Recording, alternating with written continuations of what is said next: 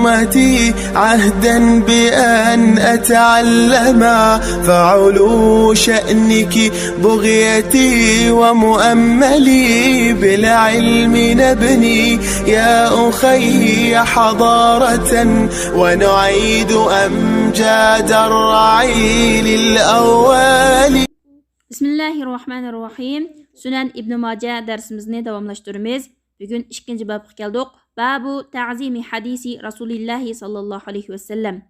Rasulullah sallallahu aleyhi ve sellem'nin hadisini ulug'lash ve onunğa qarshi chiqqanlarga qattiq muomala qilish, qattiq gap qilish. 12. hadis Miqdam radhiyallohu anhu shundoq deydi. Payg'ambar sallallohu alayhi va sallam mundoq dedi. Yushiku degan af'alul muqaraba, ya'ni az qoldi. Bir kishi o'zining o'rindiqida yoki sariri karvatining ustida, hadisning sharhisida zinnatlangan karvat debdi, as-sarirul muzayyan debdi. O'zining o'rindiqida yoki kreslosida o'ltirib, yo'linib o'ltirib, mening hadisimdan bir hadis so'zlab berilgan vaqtida biz va sizlarning o'tiringlarda Allohning kitobi bayoni Qur'on yetarlik. Qur'onda biz halol deb bayqagan narsalarni yoki hukmlarni halol deymiz. Uningdagi harom deb bayqagan hukmlarni yoki narsalarni harom deymiz deb mushtaq deydiganga oz qoldi. Payg'ambar sallallohu alayhi va sallam 1400 yil ilgarilar hadisni olmaymiz, Qur'onni lam olamiz, Qur'on yetarlik deydigan Qur'onchilardan iborat mushundaq azg'un toifining maydonga keldiganligidan oldin ola xabar bergan. Endi Payg'ambar sallallohu alayhi va sallam shundoq deydi. Men alla deb yozib qo'yibdi. Ala va inna ma harrama Rasululloh sallallohu alayhi va sallam mislu ma harramalloh. Agah bo'linglarki, diqqat qilinglarki, Allohning payg'ambari sallallohu alayhi va sallam harom qilgan ishlar, harom qilgan narsalar Alloh harom qilgan narsalarga o'xshashdir.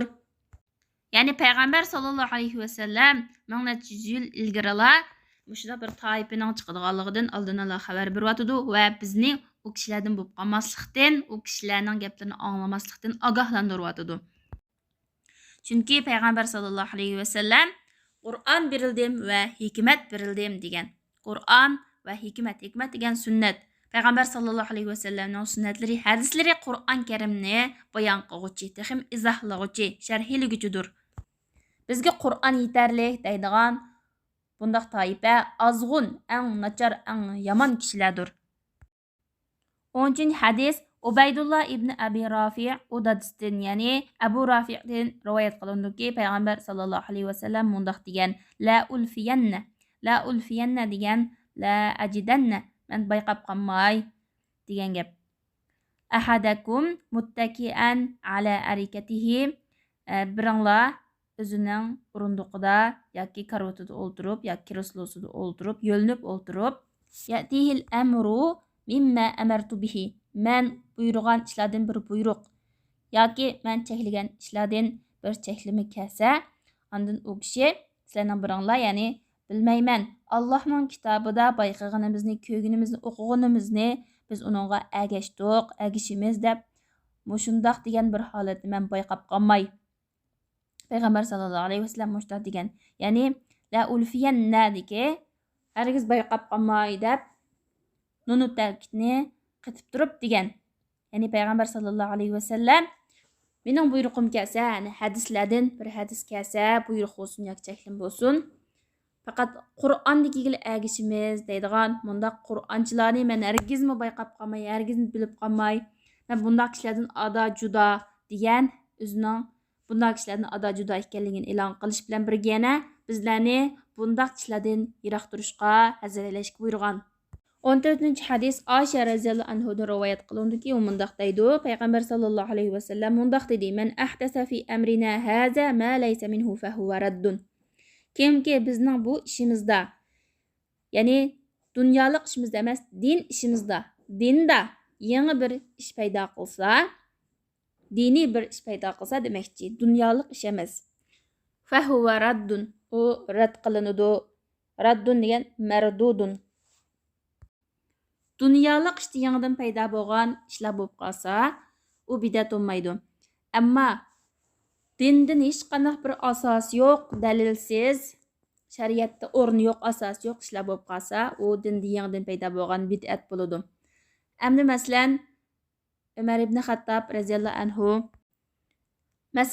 Umar ibn Xattob radhiyallohu anhuning sahobalarni bir qari, ya'ni bir imomning kayni turib, tarovih namozini jamoat shaklida o'qishga buyurishi bu bid'at olmaydi.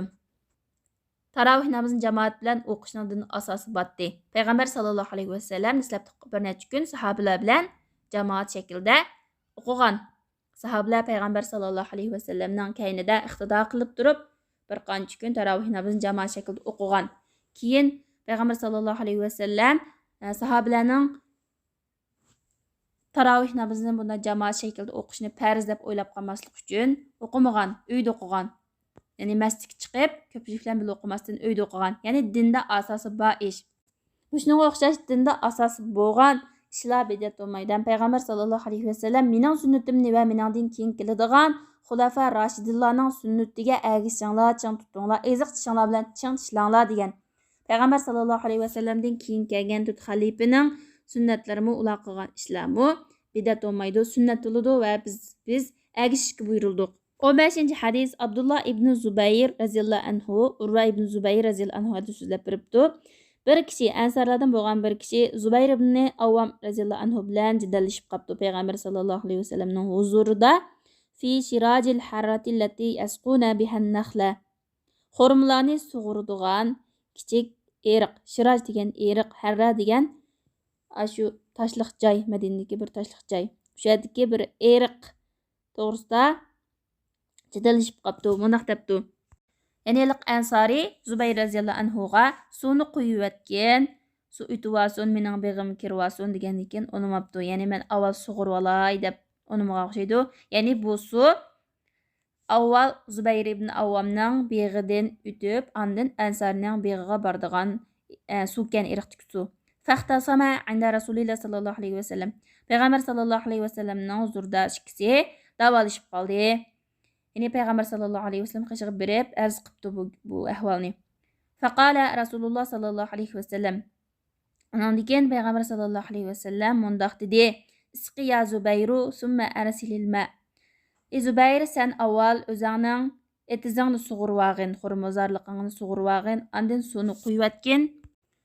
Ila jarik xo'shnonga degani, ya'ni xo'shnonning etizligiga. Fa g'adibal ansari. Bu gapni anglab, Peliq ansarining ochiq gap ketibdi. Va mundaq debdi: "Ey Allohning payg'ambari sallallohu alayhi vasallam, an kana ibn ammatik, sizning hammatingizning o'g'li bo'lganligi uchunmi?" Ya'ni Zubayr ibn Avvam radhiyallohu anhu payg'ambar sallallohu alayhi vasallamning hammachisi Safiya bint Abdul Muttallibning bolasi edi. Shuning bilan payg'ambar sallallohu alayhi vasallamning yuzi o'ngib ketdi. Rangi o'ngib ketdi va mundaq dedi: "Ey Zubayr, isqi summa hbisil ma'a hatta yarji'a ila al-jadri." Sen etizingni sug'urayvergin, suvni to'xtatib qo'ygin. To'xtatib qo'yib toki jadri degan jidor, etizlarning cho'risini etadigan yoki bog'ning atrofini etadigan qasha. Shu yergachilik to'xtatqin. Ya'ni ravru sug'ag'in etizingni dedi. Ya'ni payg'ambar sallallohu alayhi vasallam boshda Zubayr radhiyallohu anhuni o'zining etizini biraqur sug'urib olgandan keyin ondan suvni qo'shnisiga berishga buyurgan. Lekin bu ansari achchiqliganlik uchun payg'ambar sallallohu alayhi vasallamning achchig'i kelib, Zubayr radhiyallohu anhuni etizi liq to'shab ketkichilik sug'urishga buyurgan. Ya'ni etizi liq to'shqicha suvni quyib etmaslikka buyurgan. Zubayr radhiyallohu anhu shunday deydi: "Alloh bilan qasamki, men bu oyatni mushu ish to'g'risida tushgan, nozil bo'lgan deb o'ylayman. فلا وربك لا يؤمنون حتى يحكموك فيما شجر بينهم ثم لا يجدوا في أنفسهم حرجا مما قضيت ويسلموا تسليما." Yo'q, sening Robbing bilan qasamki, ular o'zlarining o'ttirib yuz berganda talash hukumatga seni hukm qildirib, ondan sening chiqargan hukmingga qalblarida, ko'ngillarida hech qanday bearamchilik siqilish bo'lmay, ondan butunlay taslim bo'lmoqchilik, ular mu'min bo'lmaydi. Bu oyatni yana ikki kishi jidallashib qilib payg'ambar sallallohu alayhi vasallam ikki kishining o'ttirisida hukm chiqargan.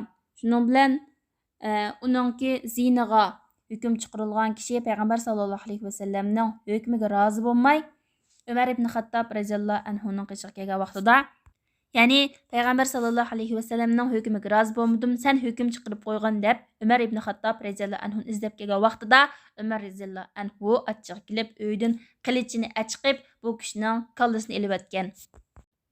Mushu vaqalik haqida tushgan bu oyat degan rivoyatlarmi bor. Bu oyat mayli kim haqida, kimlar haqida, qaysi vaqalik haqida tushgan bo'lishidan qat'iy nazar butun ummatga umum. Usul fiqhida bir qoida bor. Al-ibratu bi umumil lafz la bi xususi sabab. Ibrat sababning xoslik bilan bo'lmaydi, lafzning umumligi bilan bo'ladi. Bu vaqalikdagi ansoriy turib payg'ambar sallallohu alayhi vasallam chiqargan hukm nisbatan achchig'i kapti, achchig'i kelish pozitsiyasida bo'pti deganda ba'zilar degan bu kishi munofiq edi. İmam Nasoiy bu kishini Badr g'azotida qatnashgan kishi edi degan. Agar Badr g'azotida qatnashgan sahaba bo'lsa, uningki gunohlari kechirilgan bo'ladi. Chunki Alloh taolo Badr ahliga xohlaganinglarni qilinglar degan. U mag'furun. Gunohlari mag'firat qilingan kishi bo'ladi. İnsonchilikda azroq dunyolik manfaatini deb o'zining hissiyotini besib bulamay qolgan bo'lishi mumkin. Shuning bilan payg'ambar sallallohu alayhi vasallam yaxshilik qilganini bilmagankin deb Zubayr ibn Avvam radhiyallohu anhuni o'ziningki etizini butunlay sug'urib lix-milix bo'lib ketkichilik suni qo'yib etmaslikka buyurdi. 16-hadis Abdullah ibn Umar radhiyallohu anhudan rivoyat qilindiki, payg'ambar sallallohu alayhi vasallam mundoq degan: "Sizlar Allohning cho'rilarini masjid namoz o'qishdan cheklamanglar." Abdullah ibn Umar radhiyallohu anhuning bir o'g'li mundoq dedi: "Inna lanamna'uhunna." Biz cho'qim ularni cheklaymiz. Ya'ni bizning kundashligimiz bak yomon, ayollarimizni masjidlarga chiqib namoz o'qig'ili qo'ymaymiz dedi. Faqala faghadiba ghadaban shadidan. Salimning so'zi bo'lishi mumkin. Abdullah ibn Umar radhiyallohu anhu qattiq g'azablandi va mundoq dedi bolasiga: "Men sen payg'ambar sallallohu alayhi vasallam to'g'riliq hadis so'zlab berasam, sen biz ularni to'simiz, cheklaymiz deb atamsa." Ya'ni Abdullah ibn Umar radhiyallohu anhu o'g'lining bu gapi qarta qattiq achchiq keldi. 17-hadis Abdullah ibn Mughaffal radhiyallohu anhudan rivoyat qilindiki, u o'ltirgan edi, uning yanida uning qarindishining o'g'li bor edi. Fahazafa. Hazafa degan ikki ko'rsatkich barmoqning o'rtasida tosh etish. Unda qimig'in tosh atmag'in deb uni to'sidi va mundoq dedi: Payg'ambar sallallohu alayhi vasallam tosh etishdan cheklagan va mundoq degan: "Innaha la tasidu saydan." O o'g'liyanmaydi. Ya'ni qushqash, paxtak, kaptalik ason etib tushirolmaydi. Va dushmanni yaralandirolmaydi yoki o'ldirolmaydi. Tanki degan o'ltirish yoki jarohatlantirish. Tosh etish tishni sundirdi, ko'zni qo'yib o'tadi. Ya'ni odamlarga tegib ketib qolsa, yo ko'z qo'yilib ketadi yoki tish sunib ketadi. Bundaq deydi: "Fa'ada ibnu akhihi yakhzifu." Uning qarindishining o'g'li yana jiyani yana otdi. Faqala. Shuning bilan mundoq dedi: "Men sana payg'ambar sallallohu alayhi vasallam tosh etishdan cheklagan, to'sqan deb hadis so'zlab bervatsam, sen yana qayta otding. La ukallimuka abada. Men sana hargiz gap qilmayman" dedi. Ya'ni bu hadisning babtimi, ikkinchi babtimi hadisga qarshi chiqqan, qarshi ish qilgan kishilarga qattiq bo'lish, qattiq gap qilish, qattiq muomala qilish deyilgan. Shuningdek, bu yerdami o'zining jiyan o'g'li bo'lsinmi, garchi menga gap qilmayman deb bundan qattiq xafa bo'ldi. Musulmonlar 3 kundan ortiq gaplashmay tashlab o'tish cheklanmagan-ku desa, bu dunyolik ishlar sababidan xafalashib qolgan bo'lsa, 3 kundan ortiq gaplashmay tashlab o'tish bu durust emas, bu cheklangan. Ammo din sababidan mana shunday payg'ambar sallallohu alayhi vasallamning hadislari yoki Alloh taolaning buyruq cheklamalari mushular sababli mushunga o'xshagan Alloh uchun tashlabasi durust. Chunki payg'ambar sallallohu alayhi vasallam Tabuk g'azotdan ayrilib qolgan sahobalarga 50 kun gap qilmagan, salom qilmagan. Bugungi darsimiz mushagicha bo'lsin. Inshaalloh darslarning davomi yana davomli yo'llanadi. Subhanakallahumma bihamdik ashhadu an la ilaha illa anta astaghfiruka va atubu ilayk.